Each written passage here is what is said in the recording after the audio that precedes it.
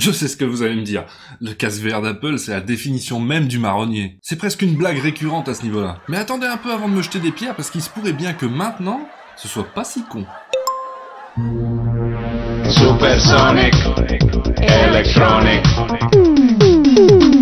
Bonjour et bienvenue dans Electronic et vous. Voilà des années qu'on nous bassine avec un potentiel casque de réalité virtuelle que pourrait sortir Apple. Éventuellement, peut-être un jour. Aujourd'hui peut-être, ou alors demain.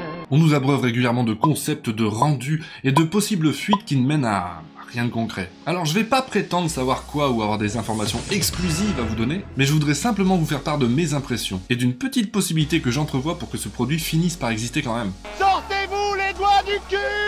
Tout d'abord, un peu de contexte. Qu'avons-nous à l'heure actuelle dans le petit monde de la VR? Divers modèles de casques, des normes, des magasins d'applications. Ok, il y a de quoi faire, c'est pas ce qui manque. Entre Microsoft avec la Mixed Reality, Steam VR, Oculus et tous les casques qui vont avec, on a le choix. Alors vous me direz, pourquoi est-ce qu'Apple s'engouffrerait là-dedans sans avoir rien de spécial à offrir? Eh bien justement, changeons un tout petit peu de perspective pour nous intéresser aux casques indépendants.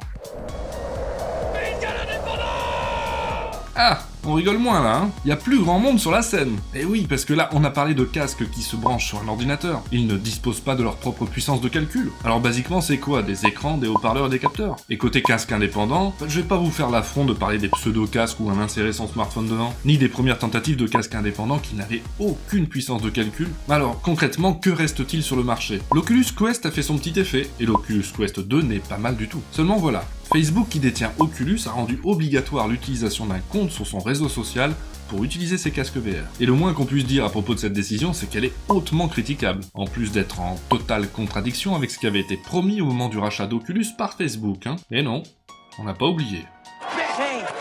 Du coup, dans ce segment-là du marché, il y a vraiment de la place pour de nouveaux casques. Je dirais même qu'il y a un vrai besoin de concurrence là maintenant. Mais de quoi a-t-on le plus besoin pour faire un bon casque VR indépendant? En premier lieu, d'un SoC assez puissant, surtout du côté de sa partie graphique évidemment. Il doit consommer peu d'énergie et donc dissiper peu de chaleur. C'est le cas du Quest 2, mais il reste assez limité. Il suffit de voir les différences entre VR Chat sur le Quest indépendant et sur un casque branché à un ordinateur pour se rendre compte qu'on n'a pas accès à tout du tout. Mais un SoC puissant et économe en énergie, c'est tout à fait dans les cordes d'Apple. On peut penser aux iPhones et aux iPads bien sûr, mais surtout à la puce M1 qui est sortie récemment. Elle est assez impressionnante. Imaginez un peu une puce de ce niveau-là dans un casque indépendant. Ça commence à faire sens. De toute façon, les Mac n'ont jamais été réputés pour la puissance de leur GPU. Alors pourquoi sortir un casque de réalité virtuelle qui devrait se brancher sur un Mac?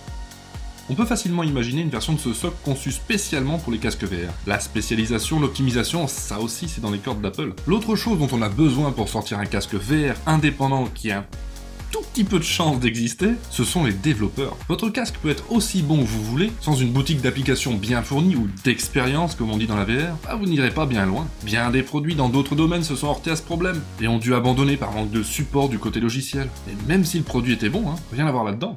J'entends déjà certains d'entre vous hurler Windows Phone dans les commentaires, faites-vous plaisir. Et de ce côté-là aussi, Apple a une carte à jouer. À chacun de ces nouveaux produits de l'ère moderne, la marque a su attirer les développeurs pour remplir une toute nouvelle boutique d'applications. Voilà pourquoi je crois maintenant à la possibilité d'un casque VR signé Apple. Ça me paraît possible. Et j'insiste bien sur le mot maintenant, hein, car il me semble que dans la situation actuelle, ça ferait enfin du sens. N'hésitez pas à me dire ce que vous en pensez en commentaire. Merci d'avoir regardé cette vidéo, n'hésitez pas à la partager. Vous pouvez me suivre sur Twitter pour ne rien rater. Dans tous les cas, pensez à vous abonner à la chaîne, à mettre pouce bleu qui fait plaisir, et je vous dis à bientôt.